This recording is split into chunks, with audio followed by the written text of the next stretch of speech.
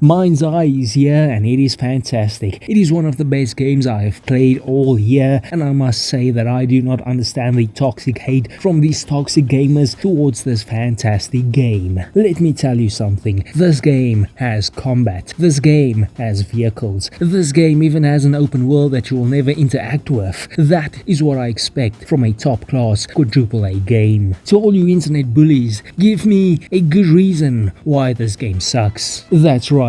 You can't. If this game really sucked that much, then how do you explain this? Or this?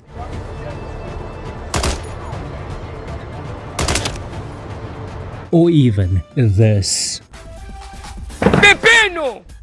Pepino! Exactly what I thought. You simply can't explain it. To put it as simply as I can, MindsEye is a fantastic game, a once-in-a-lifetime game. It has a certain type of riz, some skibbity riz that would make you ask, what in the hell is this? Breaking news! To everybody who doesn't yet know, MindsEye is an absolute disaster. Now, I'm not exactly sure what happened with this game or why the hell it turned out the way it did, especially given some of the talent behind this game, talent that has worked on some fantastic games, and yet MindsEye turned out fantastically shite. In this game, you play as a Minds guy known as John MindsEye, who's there to ask Minds why. I've seen some people saying that the story of this game is even as bad as that of Saints Row 2022, and I think that that is absolute slander. I just want to give a friendly reminder to the people saying this, that the third act of Saints Row 2022 revolved around you rescuing your friends who were stolen by the bad guy because he wanted your friends to be his. That is an actual story point of that game. So no, I don't think MindsEye's story is anywhere close to being that bad. That being said, it's still pretty shit. MindsEye's story is a story that's going to leave you with a bunch of who's, what's and why's, a bunch of questions that you would want the answer to, except not really, because the story was written like shit and most of the payoffs for these questions are just unbelievably underwhelming. This is despite the fact that the game will just purposefully leave you with a bunch of questions, despite the fact that in the game it would have made sense for your main character to receive the information, but you can go fuck yourself because this isn't a game that wants to make sense. And hey, if the game doesn't even have an unsatisfying conclusion to a storyline, it will just not give you a conclusion to a storyline, setting up storylines that seemingly are important just for it to lead absolutely nowhere. The characters in this game are also unbelievably boring and forgettable, very one-dimensional. One of the main characters in the story is even a Redditor, a Reddit connoisseur, a telltale sign that this is a fantastic story. Now I can at least give some credit to the performances in this game, as the actors did a pretty good job at portraying their characters. It is just too bad that this is yet another game that uses that millennial writing style, which I'm pretty sure only 2 people on Reddit and 5 people on Twitter actually like. For the first few hours this game is able to contain its cringe, but once you reach a certain point in the game, it is an overflooding of cringe that you would have to sit through. That is, of course, if you have the balls to even play this game to that point. I don't really think I need to tell you this, but the story of this game is an absolute dumpster fire,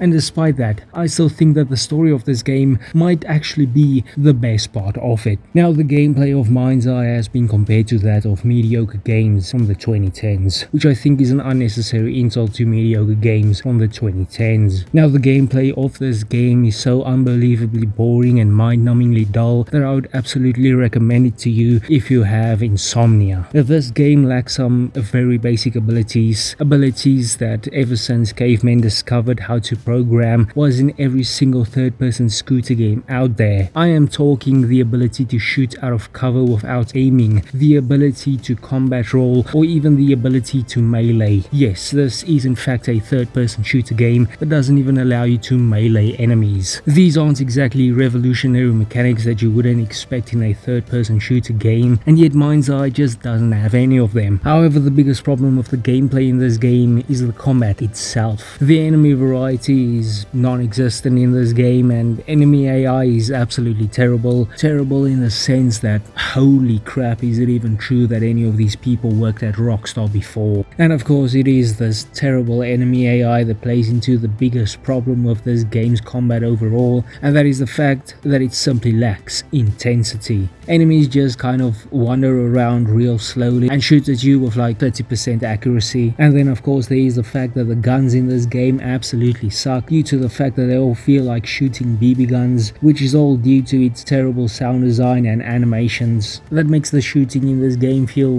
very weak, and of course this all adds to the game's lack of intensity. The guns overall are just really terrible. It even sucks to use the shotgun in this game, which I think is just a perfect indicator that they really messed up really badly somewhere. To put it in the most simple and blunt way I can, the gameplay of this game is utterly shit. However, the only thing to outshine the terrible gameplay is the terrible level design, which is somehow even worse. Now, this game was marketed as a GTA type game, a game with an open world, and it in fact does have an open world, one that you will never interact with. The reasoning behind this is because it is a linear game. This game is more like the Mafia games where you have an open world, but it is still a linear game. Now, I actually think that this could have worked to this game's advantage, as they could now focus on making these linear levels great.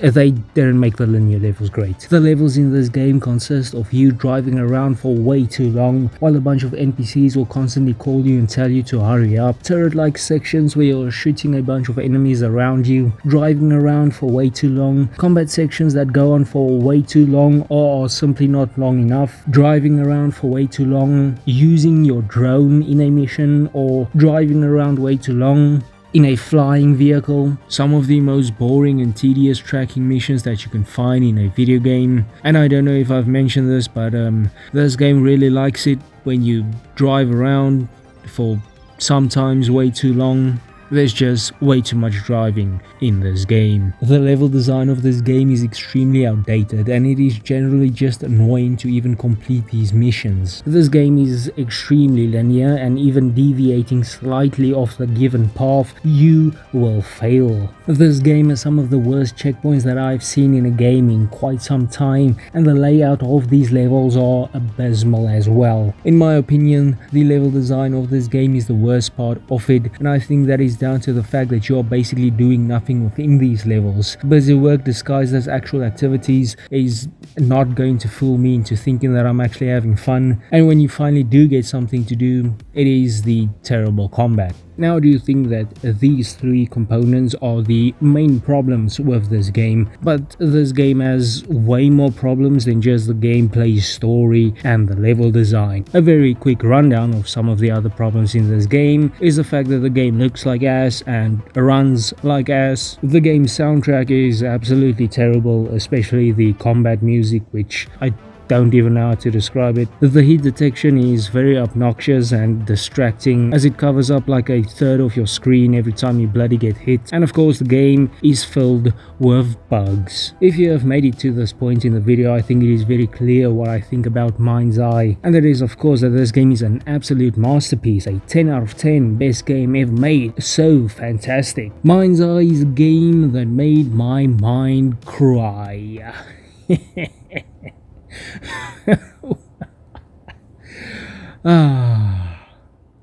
This game's fucking trash.